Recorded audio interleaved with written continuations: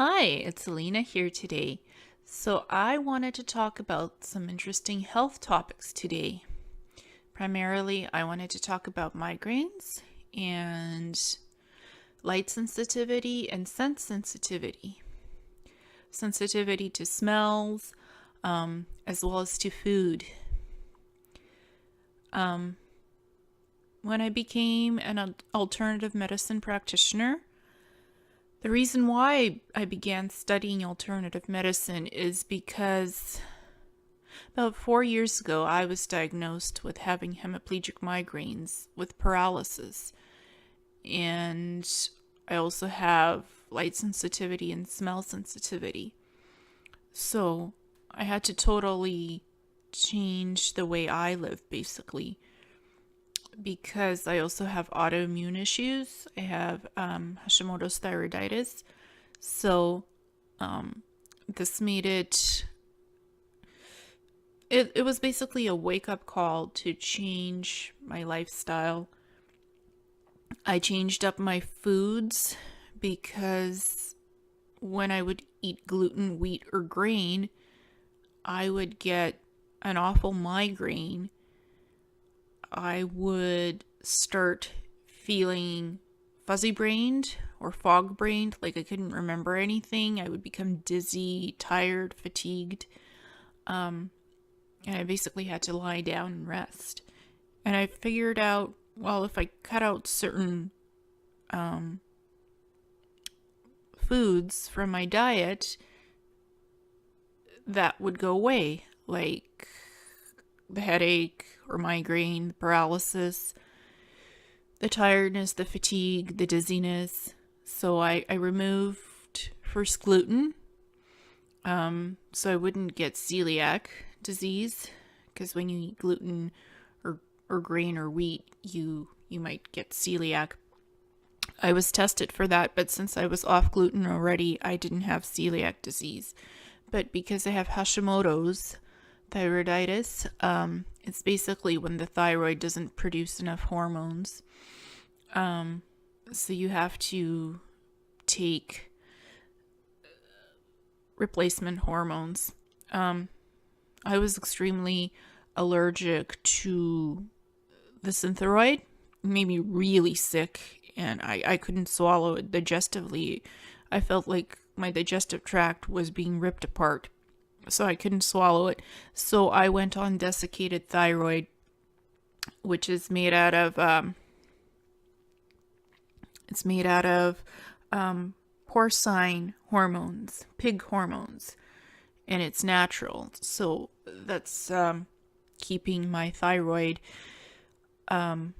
basically from eating the rest of my body. And yeah, because what happens when you have thyroid issues, I'm hypothyroid, so I don't get enough thyroid hormones. It basically, the thyroid attacks the rest of your body and eats up other resources, and that's unfortunate. It's an autoimmune disorder. So I figured that out, and I thought I'd figured out the migraine issues. But the thing is, like, I tried all kinds of medications. I tried calcium blockers like flanazine, Sibelium. I tried Topamax. I even tried Ativan, lorazepam. Those are anti-anxiety drugs, but I don't have anxiety issues, so they didn't work for me. They just made me hyper.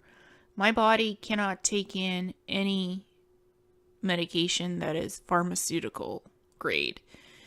It's just synthetic. It's all synthetic, and my body just rejects all of it and doesn't help with the migraines. In fact, it makes it worse.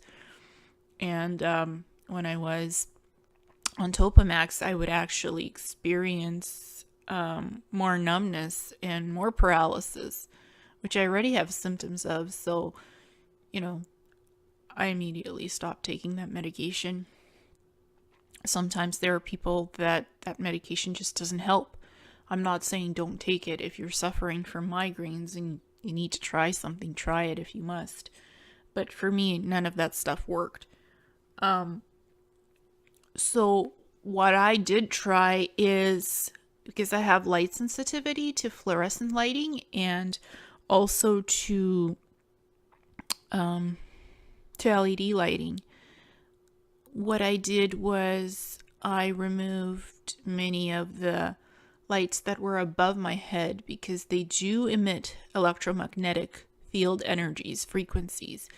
So when you're sitting under these bright lights directly, when they're above your head, it's really painful and uncomfortable. Some people immediately get a migraine and aura symptoms like temporary blindness in their eyes, foggy brain, you can't think, you can't concentrate, you can't remember anything. They become dizzy. Some people become nauseous and they throw up. Others get paralysis or numbness.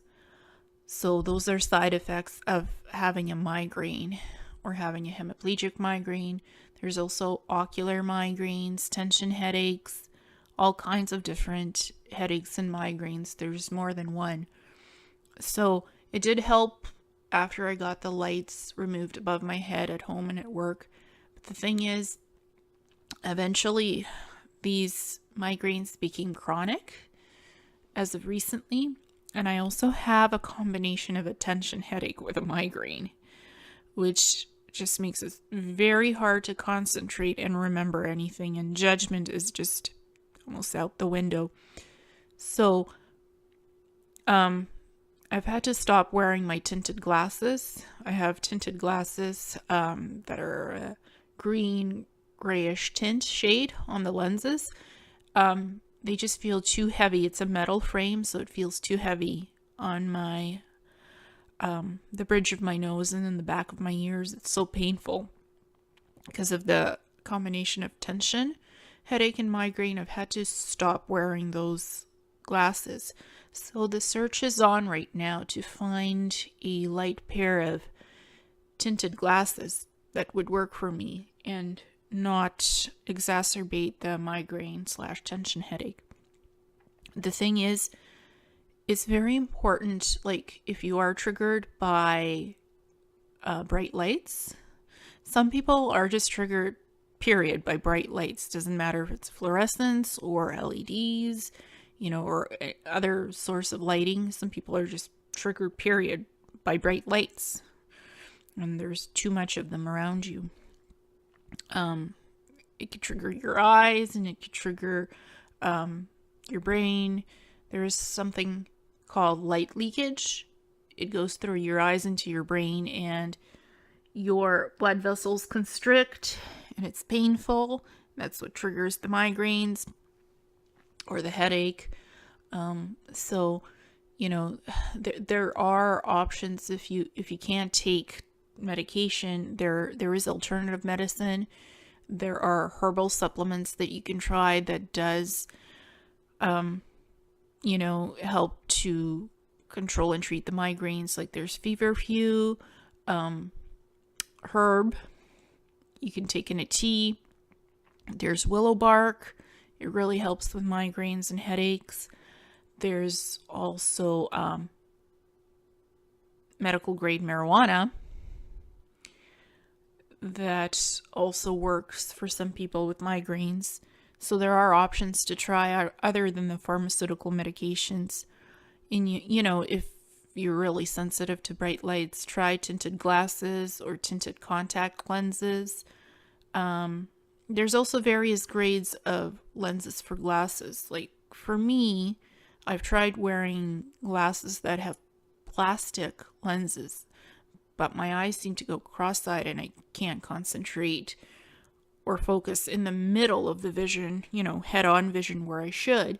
So I might need actually glass lenses in the glasses, but something of a not so heavy, dense material in terms of glass. So there's various degrees of lens quality for glasses as well. So I'm going to see a trauma optometrist who deals with vision issues and, learning disabilities and stuff like that, to see, and you have to explain the issue correctly as well, what's going on with you.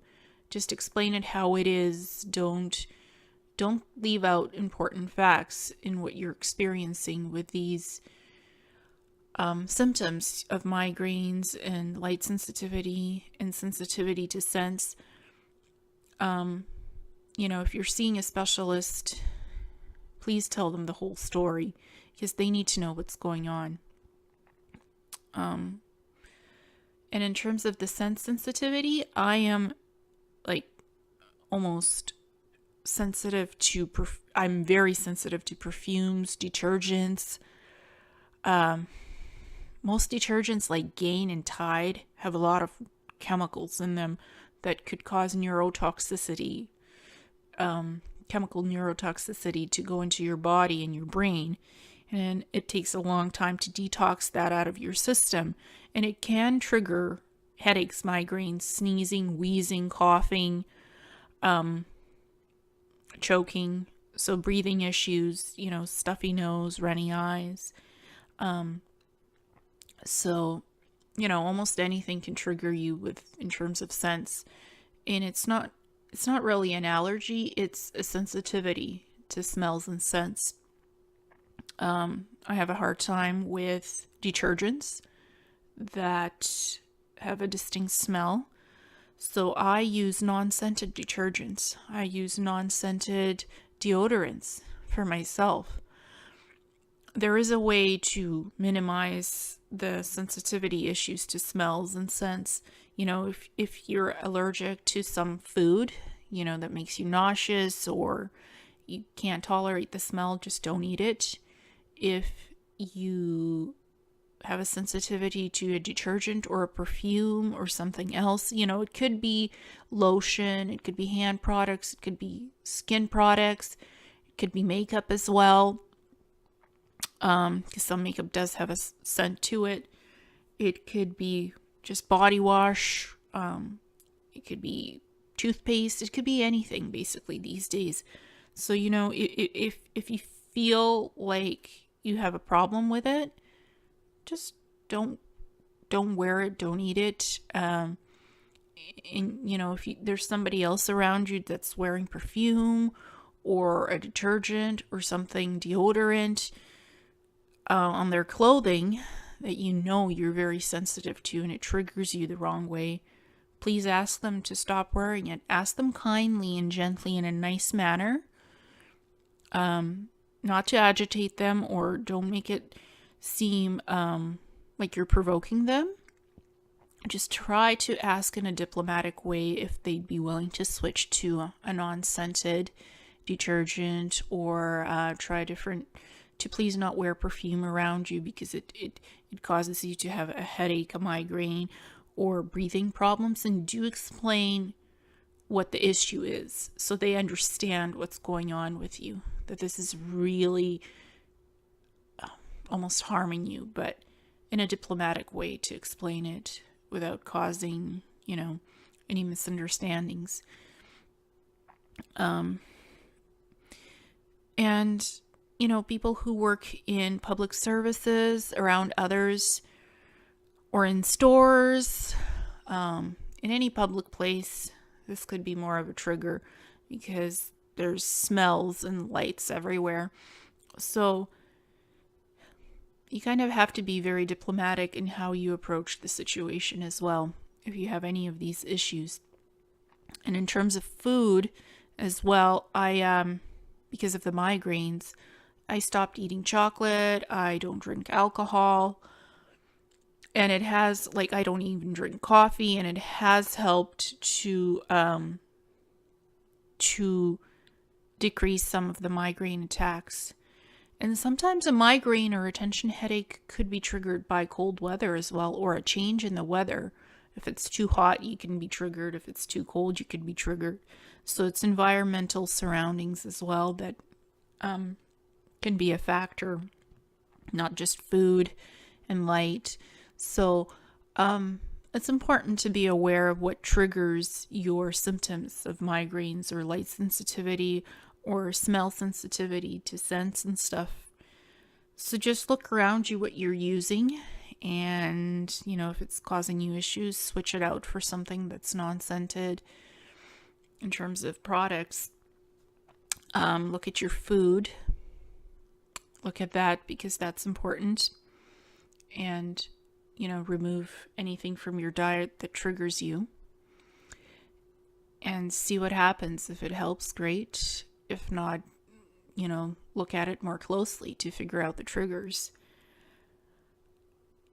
And, doctors, sometimes they can help you, sometimes they can't, but it's good to have it all on file, what your medical history is.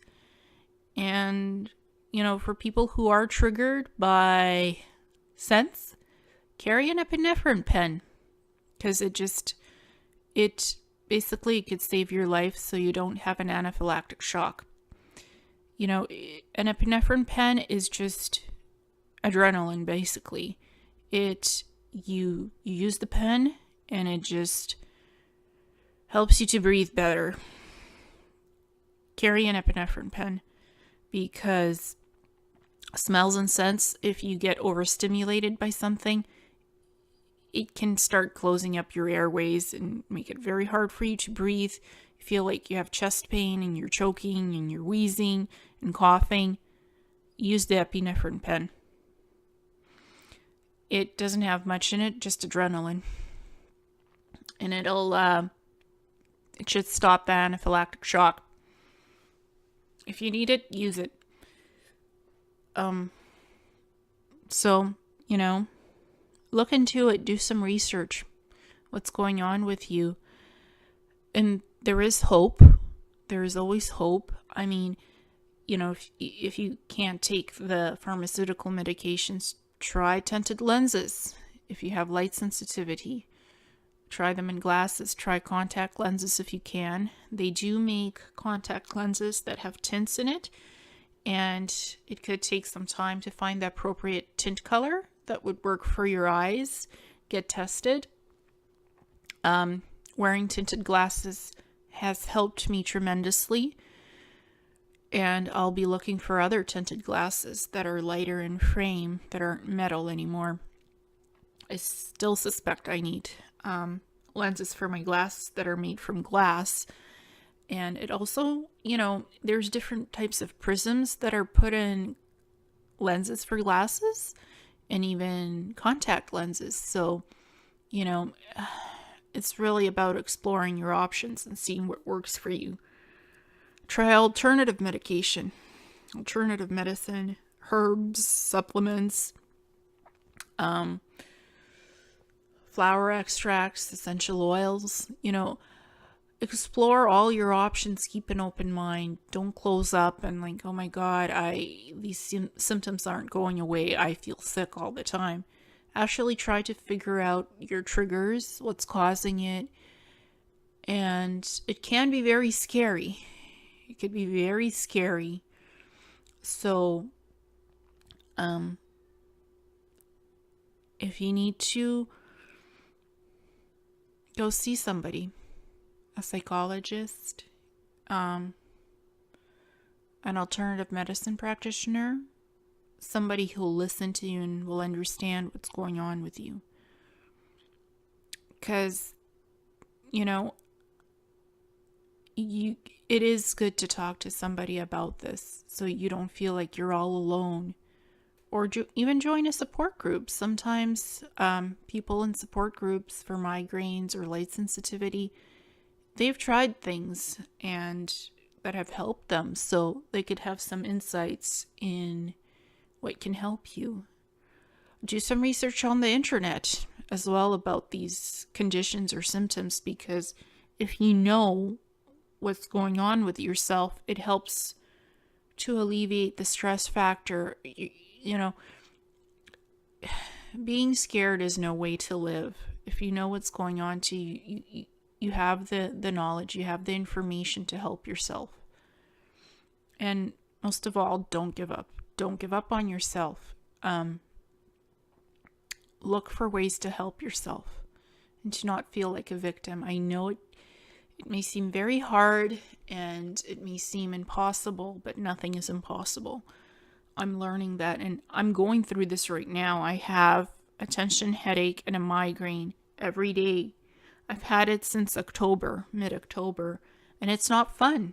I sometimes I felt very helpless, and and it's not just me. I'm asking others, can you please not use this perfume? Can you please not use this detergent because it's causing me this and that? And at home, what I have is incandescent lighting. That really, if you can get your hands on any incandescent lights, and if you don't have a problem with it, if you're not triggered by them for migraines, use them. I know they're becoming a rarity, but incandescent lights are not so bright, and the electromagnetic frequencies, they emit less of these frequencies. So they're more old-fashioned technology, but they're pretty good for migraineurs. I mean, I have incandescent lights all over my house, and it saves me. And also have a dimmer switch so you can control the amount of lighting you're getting if you have migraines and stuff. So dimmer switches are fabulous. I highly recommend them because you can lower the amount and frequency of the brightness of light that you're getting.